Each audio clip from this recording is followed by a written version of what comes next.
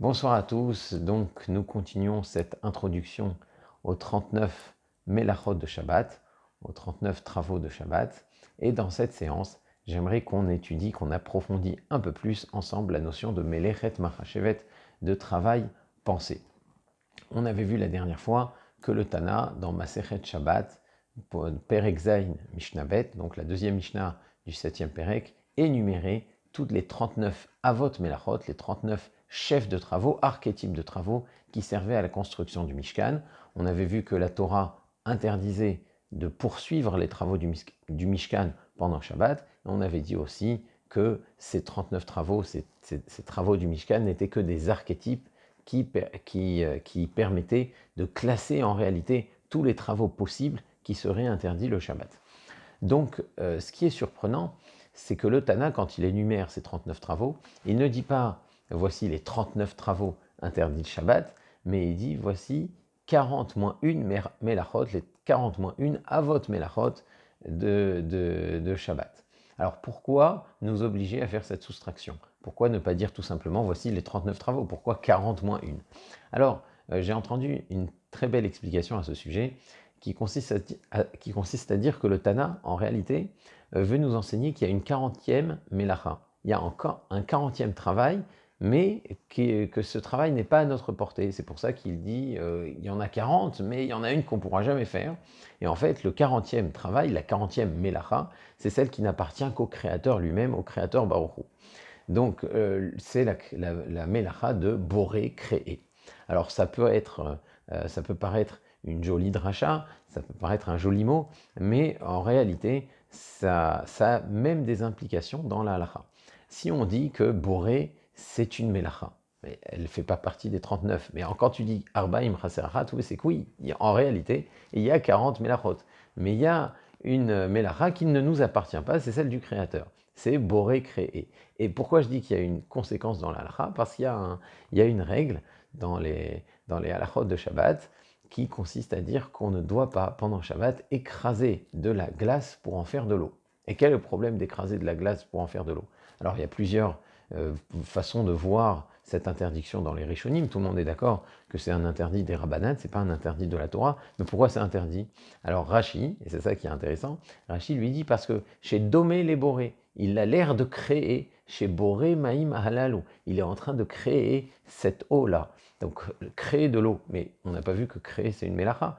Oui, mais si on dit que 40 moins 1, c'est parce qu'il y a une 40e mélacha, qui est celle de créer, alors là, on comprend ce que dit Rashi quand il explique pourquoi on n'a pas le droit d'écraser de la glace pendant Shabbat.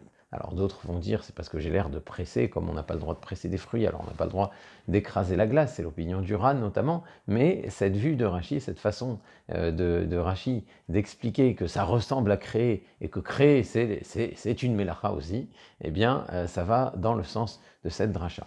Mais plus encore, le fait de nous dire que oui, créer c'est une mélacha, c'est aussi une explication qui va permettre de comprendre le fondement de la notion de mélacha.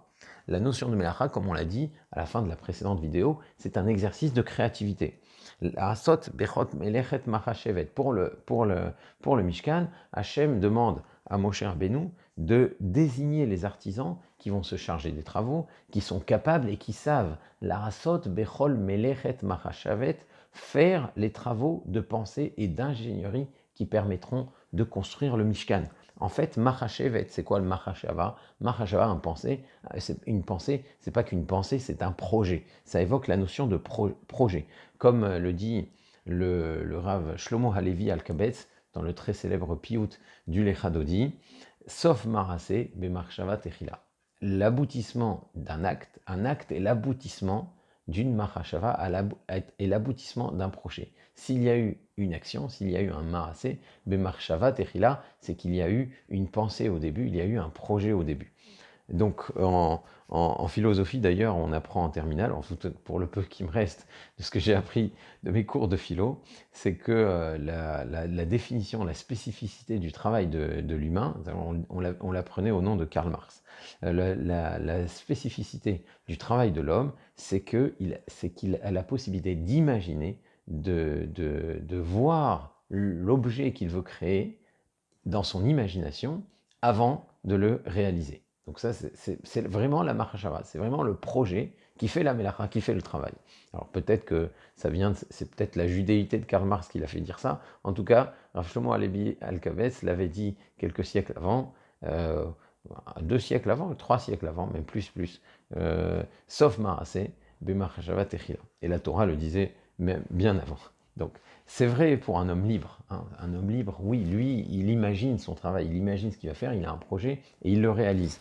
Mais l'esclave, lui, ne conçoit pas son travail. Il ne fait que suivre les directives de son maître, qui lui est en train de réaliser le projet. Un esclave n'est qu'un outil dans les mains de son maître. Et en construisant le Mishkan, donc, les Bnei Israël, pour la première fois dans leur histoire en tant que peuple, ils réalisent une véritable expérience de créativité, une créativité d'homme libre, un véritable travail, une véritable melacha. Le Mishkan, c'est le premier projet du clan Israël.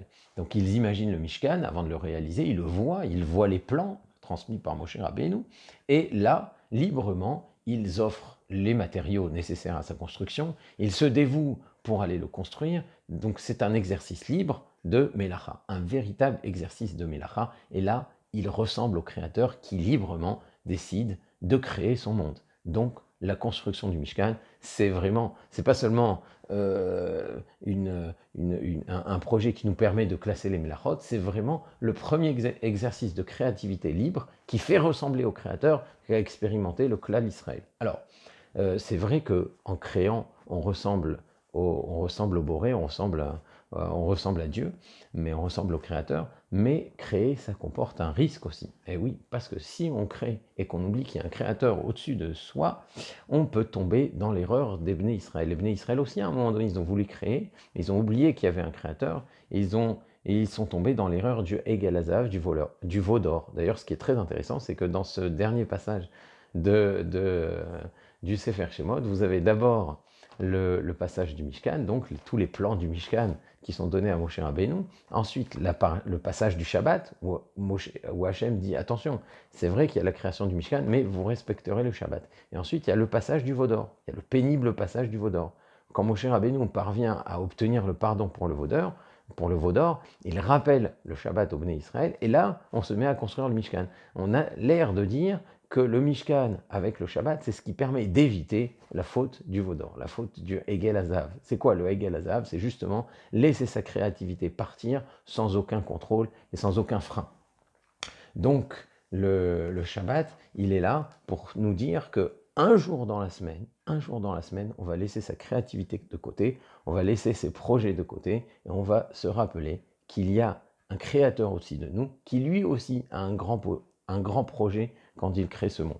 Donc voilà l'explication de la Melechet Machashevet, un travail réalisé dans un but précis et d'une manière bien précise. Et ça explique aussi le sens du Shabbat. Alors tout ça, ce sont des belles drachotes, mais encore une fois, c'est pas simplement de jolies explications, c'est vraiment ce qui explique aussi de nombreuses conséquences dans la halacha, et des conséquences qui peuvent avoir une incidence vraiment pratique dans la façon dont on va respecter le Shabbat. Alors, la première conséquence, c'est qu'est-ce qui se passe si on fait une melacha sans avoir d'intention, sans avoir ce qu'on appelle une kavana. Davar she'eno mitkaven, quelque chose qui est fait sans kavana, sans intention. Alors, l'exemple type de davar she'eno mitkaven qui est donné dans la halacha, c'est celui qui fait donc un acte permis et qui pourrait avoir pour conséquence une melacha. La melacha, on n'en avait pas l'intention, on avait l'intention de faire autre chose, de faire quelque chose de permis, mais sans s'en rendre compte, sans le vouloir, sans penser que ça pouvait arriver, une melacha se produit. Donc l'exemple type, c'est je tire un meuble, c'est pas un meuble si lourd que ça, peut-être que ça va aplanir le sol, peut-être que ça va rien faire. Alors si ça aplanit le sol, c'est un problème, parce qu'aplanir le sol, c'est une melacha de la Torah. Ça peut être un dérivé de labourer, d'accord, si le but est agricole. Ça peut être un dérivé de bonnet, si c'est un but de construction. Mais en tout cas, aplanir un sol meuble, bien sûr, je parle de terre, aplanir un sol pendant Shabbat, c'est une melacha. Donc je tire ce meuble, peut-être que ça va aplanir le sol, peut-être que finalement ça va rien faire. Bien, c'est davar chez nos mitkaven. On peut donner d'autres exemples comme ça. On peut multiplier les exemples à plaisir. On peut par exemple parler de celui qui se lave les mains sur une terrasse. Peut-être que l'eau va couler jusqu'au gazon. Peut-être que l'eau va rester sur la terrasse. Si l'eau reste sur la terrasse, alors d'aller, sur la terrasse d'aller, ça ne pose aucun problème. Mais si l'eau dépasse les dalles et va jusqu'au gazon et que ça arrose le gazon, là, il y a une mélacha de zoréa, un dérivé de zoréa. Arroser des plantes, c'est un dérivé de zoréa semé. Donc je favorise la pousse des plantes. Donc c'est davar chez Nomit Kaven. Je n'ai pas l'intention d'arroser, je n'ai pas l'intention d'aplanir le sol, j'ai l'intention de déplacer un meuble. Déplacer un meuble, c'est pas une mélacha, c'est pas du tout interdit Shabbat. Me laver les mains sur la terrasse, c'est pas du tout interdit Shabbat, mais peut-être que ça va causer une mélacha. Je ne sais pas. C'est possible. Si ça arrive, ce n'était pas ma kavana, ce n'était pas mon intention. Eh bien, davar chez Nomit Kaven, c'est certain que ce n'est pas une mélacha de la Torah, c'est sûr que ce n'est pas un travail de la Torah. D'après Rabbi Yehuda, le Tana Rabbi Yehuda bar Rabbi Elai, ça reste un interdit des Rabbanan. Mais Rabbi Shimon ben Yochai, pense que c'est parfaitement permis. Davar sheno mitkaven, mutar. Donc là, c'est une première conséquence de la Melechet Machashevet. Étant donné que la Torah montre bien que c'est la Melacha du Mishkan qui doit s'arrêter, la Melechet Machashevet, le travail du projet, le travail qui est pensé, qui est interdit pendant Shabbat, Davar sheno mitkaven n'est pas interdit par la Torah, et d'après Rabbi Shimon, c'est même permis. Rabbi Yehuda pense que c'est interdit, mais comme on l'a dit, la halacha penche comme Rabbi Shimon. À plusieurs reprises dans la Gemara, Abaye et Rava, les célèbres Amoraïm, précisent que Modé Rabbi Shimon, bi psikreché velo yamut, que même Rabbi Shimon, qui permet d'avoir chez Nomit Kaven, il est d'accord avec Rabbi Yehuda dans un cas de psikreché velo yamut. Ça veut dire que si le davar chez Nomit Kaven est dans une certaine configuration, devient un psikreché velo yamut, à ce moment-là, même Rabbi Shimon sera d'accord que ça sera interdit. Alors qu'est-ce que c'est un psikreché velo yamut? Ça veut dire quoi? Rabbi Shimon concède à Rabbi Yehuda que c'est interdit dans un cas de psikreché, coupe la tête, velo yamut, et il ne meurt pas. C'est-à-dire coupe la tête et il ne meurt pas. Alors cette expression, elle fait référence à l'enfant qui jouerait avec un petit poussin et qui aimerait bien, il dit à son papa, j'aimerais bien papa couper la tête de l'oiseau, mais j'ai pas envie qu'il meure. J'ai pas envie que le petit poussin meure, mais j'ai envie de m'amuser à couper sa tête. J'aimerais bien savoir à quoi ça ressemble si je lui coupe la tête. Alors son père lui répond bien sûr, psikreché velo yamut, on lui couperait la tête et il ne mourrait pas, c'est pas possible. Si on coupe sa tête, il va mourir. C'est une conséquence inévitable. Tu peux pas éviter cela. Donc ne lui coupe pas la tête. Donc c'est ça, psikreché velo yamut. Quand Rabbi Shimon est d'accord avec Rabbi Yehuda dans un cas de psikreché velo yamut, c'est que la conséquence est inévitable. Tu ne peux pas empêcher l'eau d'arriver jusqu'aux plantes. C'est sûr que si tu te laves les mains à cet endroit-là, tu vas arroser les fleurs qui sont à côté. C'est sûr que si tu tires ce meuble qui est si lourd, eh bien tu vas aplanir le sol, tu vas faire un sillon dans le sol et ce sillon sera bénéfique pour le sol et ça permettra de poser dessus quelque chose, que sais-je. En tout cas, ça sera bénéfique. Donc il y a une mélacha inévitable qui va advenir parce que je fais cet acte. Même si l'acte en soi, il est permis, étant donné qu'il y a une mélacha inévitable qui va arriver en conséquence de mon acte, c'est un psikreché velo yamut. Et psikreché velo yamut, même Rabbi Shimon est d'accord que c'est interdit. Donc quand on parle dans la halakha, dans les halachot de Shabbat, ah ça c'est un psikreché, ça ce n'est pas un psikreché, eh bien c'est de là que vient l'expression. Alors, parfois, le psikreché ne va être qu'un interdit des Rabbanan. Parfois, ça peut même être un interdit de la Torah. Alors, dans le cas où la conséquence m'intéresse, parce que, par exemple, moi j'aimerais bien que mes géraniums soient arrosés. Non, c'est Shabbat, je ne peux pas les arroser. Mais si je me lave les mains à côté de la terrasse, sur la terrasse, et que je sais que l'eau, c'est inévitable, l'eau va atteindre les géraniums, ça m'intéresse, c'est mes géraniums, j'ai pas envie qu'ils dessèchent, eh bien, c'est un psikreché des nirhalé. C'est un psikreché qui me fait plaisir. Nirhalé, ça lui fait plaisir. Le psikreché qui lui fait plaisir, eh bien, d'après le Mishnah Berurah, il a l'air de dire clairement que c'est un interdit de la Torah. Si en revanche, c'est un psikreché des la nirhalé, ce ne sont pas mes géraniums. Je m'en moque, c'est les géraniums du voisin. Ce sol-là, ça ne m'intéresse pas qu'il soit aplani. C'est pas mon sol, c'est le sol du voisin. Eh bien, c'est psikreché des lanichale. Le psikréché des lanichale, d'après la majorité des décisionnaires, ça reste un interdit des rabanan. C'est la terre de mon voisin, ce sont les fleurs de mon voisin. Psikréché des lanichale, ça reste uniquement un interdit des rabanan. Mais il faut comprendre que des fois, un psikréché, ça peut même être un interdit de la Torah si la conséquence me fait plaisir. Donc c'est la grande question justement des lumières qui s'allument quand on passe dans un couloir. Est-ce que ça s'appelle que ça me fait plaisir? Après tout, c'est pour le confort. Donc ça s'appelle psychréché des nihale. Voilà, donc bien sûr c'est un vaste sujet, mais le sujet déborde